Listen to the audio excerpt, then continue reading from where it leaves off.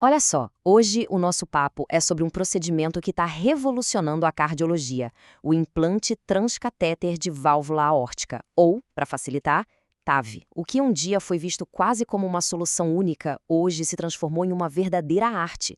Uma decisão que é, sabe, totalmente esculpida para cada paciente. Vamos mergulhar em como essa personalização funciona. E para começar, a gente precisa partir de uma ideia que é a base de tudo. Pode parecer uma frase forte, né? Mas ela é a chave para entender o mundo da TAV.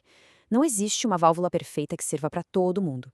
A busca, na verdade, é por um equilíbrio, um balanço muito delicado entre ganhos e perdas, pensado exclusivamente para cada pessoa. Então, para a gente entender os desafios do mundo real, que tal a gente começar viajando para o mundo ideal? Já parou para pensar como seria a válvula TAV perfeita, aquela dos sonhos, sem nenhum defeito? Ter essa imagem na cabeça ajuda a gente a enxergar exatamente onde estão os desafios que as equipes médicas encaram todo dia. Ah, seria uma maravilha, né? Ela teria uma performance hemodinâmica excelente, ou seja, o sangue passaria por ela, que é uma beleza. Risco de precisar de um marca-passo depois? Zero. Vazamento ao redor da prótese? Nem pensar. E a durabilidade? Para a vida toda. Além de tudo, seria super fácil de implantar e reposicionar se precisasse.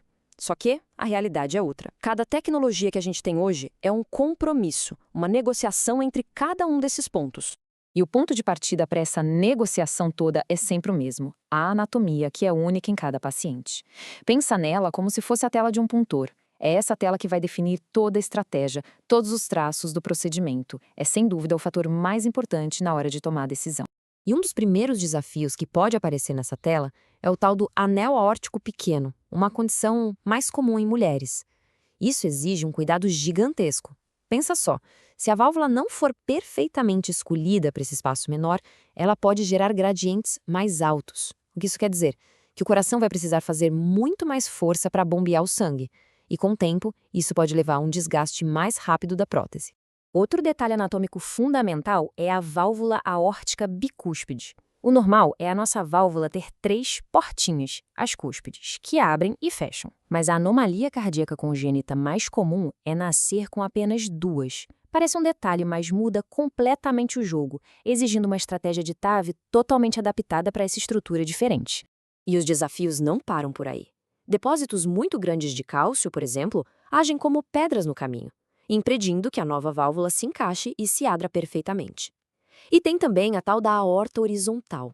Imagina ter que navegar o catéter por uma curva super fechada para posicionar a prótese no lugar exato. É um verdadeiro quebra-cabeça técnico para a equipe médica.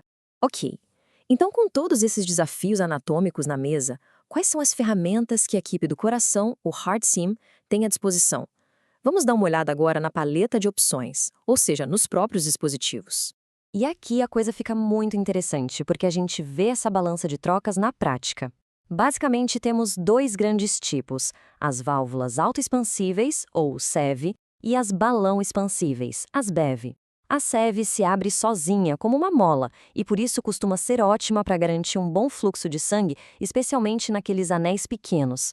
Já a BEV precisa de um balão para ser aberta, e isso geralmente diminui o risco de precisar de um marca-passo ou de ter vazamentos.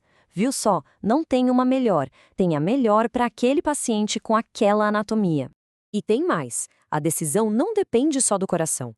O caminho até ele, a via de acesso, também é crucial. A estrada principal é a artéria femoral na perna, mas se essa estrada for muito estreita ou tiver problemas, a escolha da válvula já fica limitada. As válvulas do tipo SEV, por serem mais fininhas, podem ser a única opção. E quando nem a femoral dá? Aí a equipe tem que usar rotas alternativas, como pela axila ou pelo pescoço, e cada uma delas tem seus próprios riscos e benefícios. E é exatamente aqui que todas as peças se encaixam. Vamos ver agora como a equipe médica junta todas essas informações, todas essas variáveis, para criar o que é, no final das contas, uma obra-prima, um plano de tratamento único e totalmente personalizado. E o pulo do gato é que esse processo é super sistemático, nada é por acaso. Primeiro, uma tomografia computadorizada que mapeia cada milímetro da anatomia. Depois, o cálculo do risco daquela pessoa, levando em conta a saúde geral dela.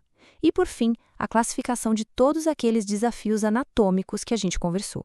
É a união perfeita de imagem, cálculo de risco e análise anatômica. Na prática, essa estrutura toda leva a decisões bem concretas. Por exemplo, se o paciente tem um anel pequeno, a preferência pode ser uma válvula SEV, para garantir o melhor fluxo de sangue. Agora, se o risco de precisar de um marcapasso for alto, uma BEV talvez seja mais segura. E se for importante garantir um acesso fácil às artérias coronárias no futuro, a BEV, de novo, por ter uma estrutura mais curta, pode ser a melhor escolha. Cada cenário aponta para uma solução diferente. E isso tudo nos deixa com uma pergunta fundamental, olhando para o futuro. Com a TAV sendo feita em pessoas cada vez mais jovens e de menor risco, o grande desafio muda de figura. Não basta mais ter um resultado imediato excelente, é preciso pensar na durabilidade. Como garantir que essa válvula vai funcionar bem por décadas? Encontrar esse equilíbrio perfeito é, sem a menor dúvida, a próxima grande fronteira na personalização desse procedimento incrível.